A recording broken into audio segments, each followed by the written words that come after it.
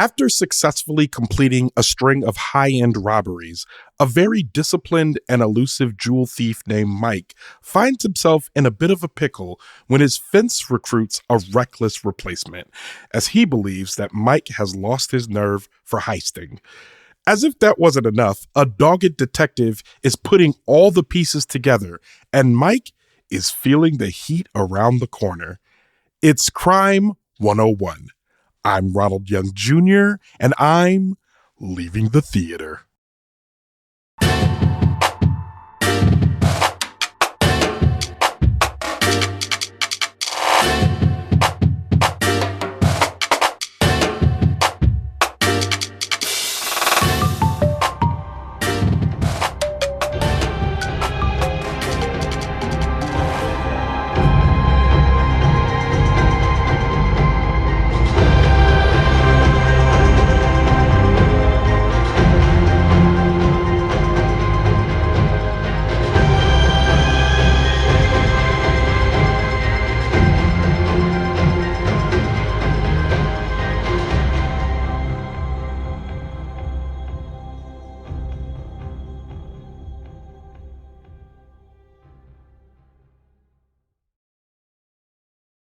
All right, this is Ronald, and I am leaving the theater after seeing Crime 101.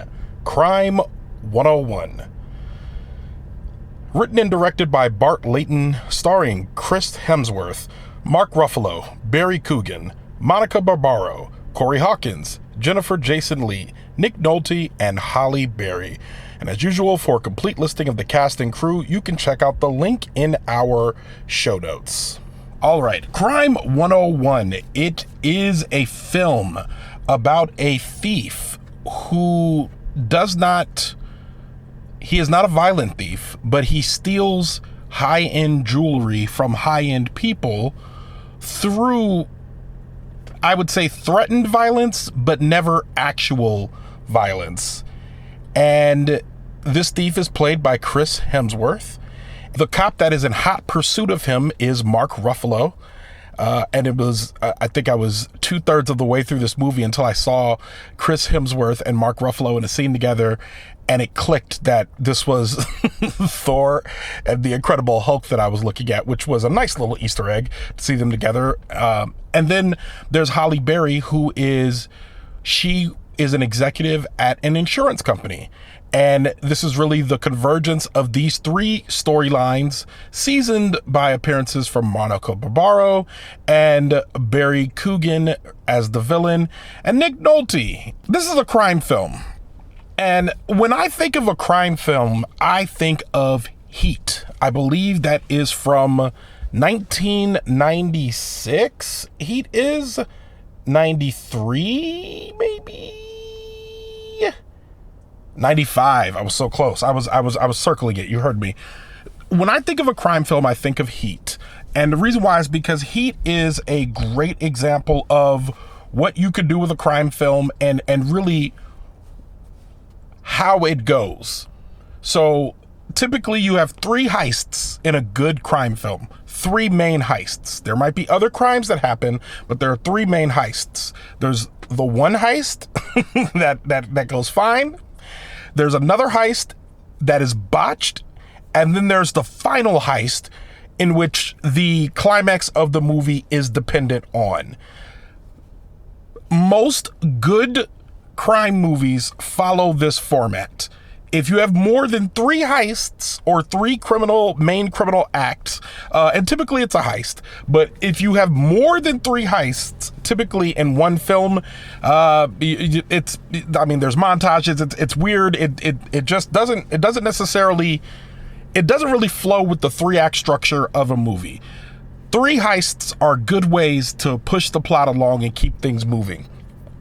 I used to think that films that followed this format were just knockoffs of Heat until I realized that they probably realized the same thing, which is that this works. This is what people want to see. They don't need you to reinvent the wheel in a lot of ways. If you think about it, this is kind of how sports movies go too. You typically have 3 main games, and then typically somewhere in there's a montage of more than games, but there's typically a game at the beginning that tells you something. There's a main game in the middle that tells you something, and there's a main game at the end that is really for all of the marbles. And we've learned all the lessons and the montages, and sometimes there's other games and stuff that are baked into those montages. The reason why this is important is because it's to say things that are derivative of Heat, I don't think are necessarily worse than Heat or bad because of it. This movie has a lot of one-to-one in Heat. Heat is a movie about a gang of criminals, whereas this focuses on one criminal, mostly one criminal, I should say. Heat has a dogged, haggard detective that's hot on the heels of this criminal. Crime 101 also has the same thing in Mark Ruffalo. Crime 101 adds a few other elements with Halle Berry's insurance lady, as well as there's kind of an opposing criminal that also pops up. But all of the elements that tie it to Heat in my mind don't make it worse. As a matter of fact, they make it better. I think this was a good movie. It was a very good job of ratcheting up the tension through the plot. I'm really in it with Chris Hemsworth. It reminds me a lot of the beginning of Drive with Ryan Gosling, where he is a driver that is trying to help these criminals get away from crime. It's obvious that Ryan Gosling knows what's happening and knows what he's doing. Very much the same way that Chris Hemsworth in the beginning of this movie is obviously a guy that is capable, that knows what he's doing. The first heist is always supposed to be pretty immaculate in order to kick off films like this. This one does a good job of that. I'm sitting forward in my seat. I'm having a good time watching that. As the action continues, there's a love interest that emerges, which is one of my least favorite parts of Heat, but it does good for character development. There's a part of me that's just like, come on, let's go. But the thing about having a love interest is that it allows you to endear yourself more to the protagonist, in this case, Chris Hemsworth. In this film, I think there's 2 things that I got really excited about, but they didn't necessarily stick the landing on. 2 things. 1, police corruption, and and 2, Robin Hood. There's an aspect of Robin Hood to all of this. And those 2 plot points made me very excited about what was being set up in the second act of this film. They don't quite go all the way through with it. There's an officer involved shooting around the middle of this film. As a result, Mark Ruffalo is told that he needs to play ball or he could lose his job. And then I thought that this movie would take a different direction as a result, because for me, watching films like this, what I've often found, especially in 2026, that it's hard for me to ever root for the police anymore, because the jig is up. We know y'all aren't the good guys. We know that now. That's something that's factual that we all know. A lot of people have done the reading. There's a lot of people that still try to make, cops are good, all that. And I'm sorry, y'all. If you've been listening to this podcast for a while and you didn't know that I'm not pro-cop, then I'm sorry that this is the way that you had to find out. But this is who I am.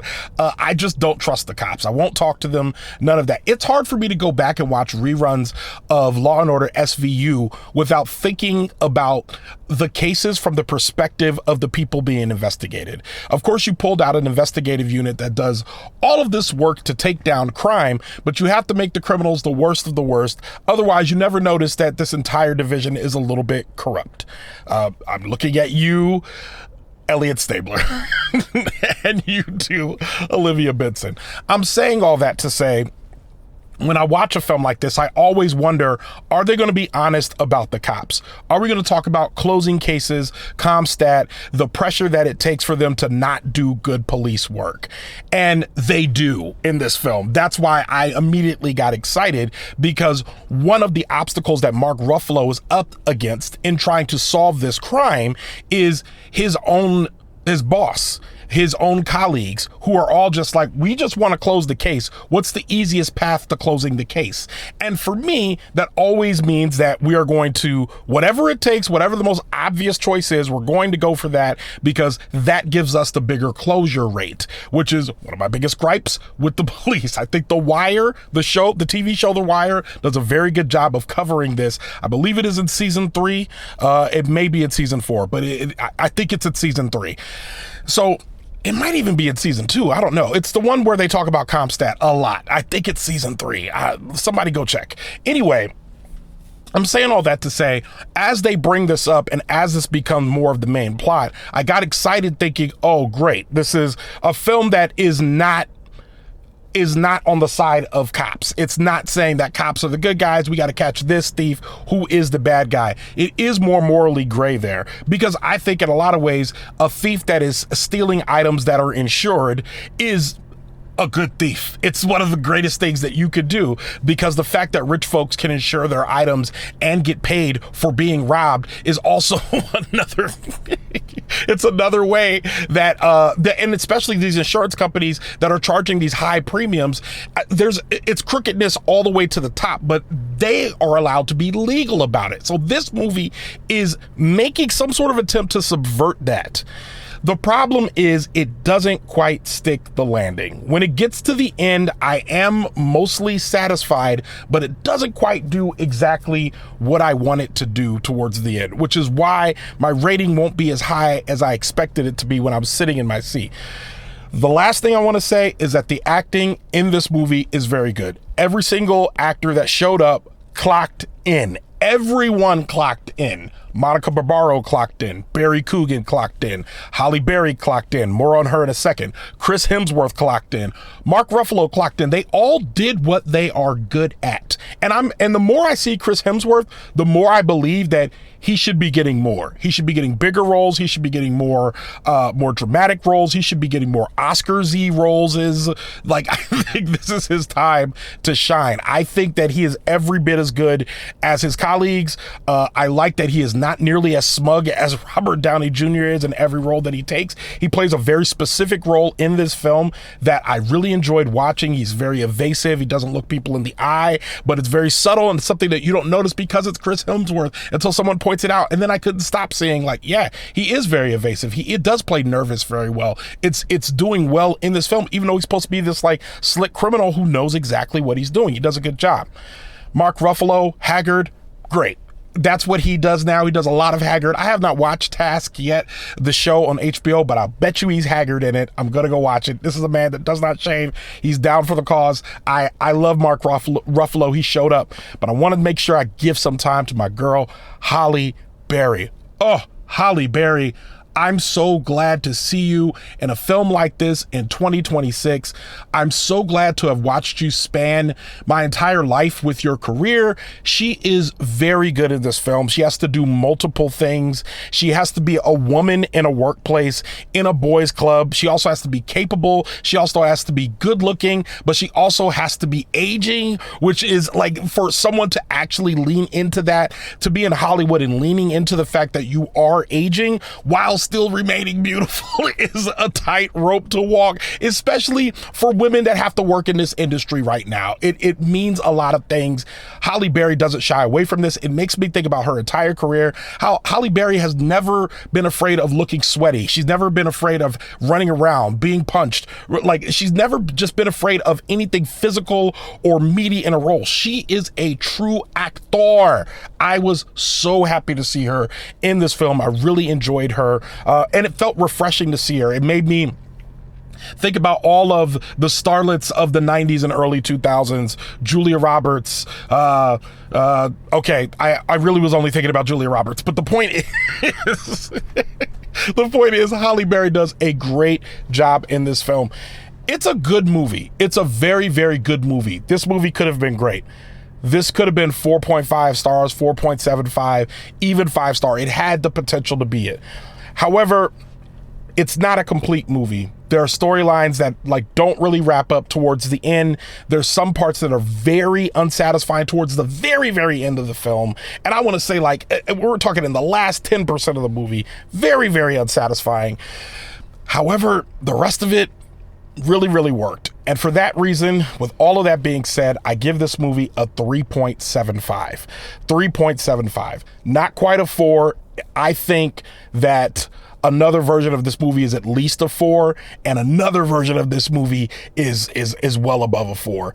Very good movie. You should go see it. I don't know if you need to see it in theaters unless you want to see all of the people I named big on the screen, but this is a movie that if you watch it at home on your couch with a blanket, with your honey, or by yourself, you're gonna be like, man, I want to watch something else like that. What else can I watch? Like it'll make you hungry to watch something else that is also good. So 3.75 of 5 stars. And with that, Leaving the Theater is a production of Oh It's Big Ron Studios. I mixed this episode, and if you are not in the Patreon, we have a lot for you right now. We have brought the Wait For It audience into the Patreon, which is why it's now patreon.com/Oh It's Big Ron, which means that I have to be focused on a lot of the content that we are putting out in Patreon. We have a lot more subscribers now. We have 178 paid subscribers at the time of this recording. For Leaving the Theater listeners, I think they are getting the best deal because every week they are getting an ad-free episode. Every month they are getting On the Couch. Last month we did When Harry Met Sally. I have not decided what we're doing this month yet, but you can betcha it's going to be good. And I'm really excited to give it to you again. That's a video podcast. If you're on Spotify, you should be able to see that on the video feed. If you are a patron, if you join the Patreon, you can also look at it through the Patreon app. We also have all of the additional Oh It's Big Ron Studios content coming out of Wait For It, and I'm still working on I Don't Like That. I'm letting perfect be the enemy of the good, but that also will be in there. And then of course you get the discount to the live show like Heartbreaker. That's on Saturday. If you're in the DC area, you could join the Patreon right now. Jump into the posts. It is pinned to the top. You could get that discount code for 50% off of tickets right now. You can go do that. And it helps me continue to make this show and other future Oh It's Big Ron Studios projects. I am very excited about having the opportunity to move forward through something like Patreon, and the fact that I can come directly to you, the listener, and to continue making this work it's incredible, and I love it. I love doing this. I love seeing movies. I'm working on Heartbreaker now. It's going up at the end of this week by the time you're hearing this. We just put out a new episode of Wait For It. I love this work and I want to keep doing it. And direct to listener as an independent creator is the way to go. So if I haven't convinced you yet, let me just say this last thing. This is a labor of love, but it is still labor. And if that means something to you, you should become a patron. Go to patreon.com/Oh It's Big Ron or go to the link in our show notes. Show art from Heather Wilder. Theme music by the mysterious Breakmaster Cylinder. For more information about Crime 101, check out our show notes. You can follow me on Instagram, Blue Sky, TikTok, Threads, or Letterboxd at Oh It's Big Ron. That's at OHITSBIGRON. You can find out more about this show and other Oh It's Big Ron Studios shows by following us on Instagram at Oh It's Big Ron Studios. Leaving the Theater will be back soon. Thanks for listening.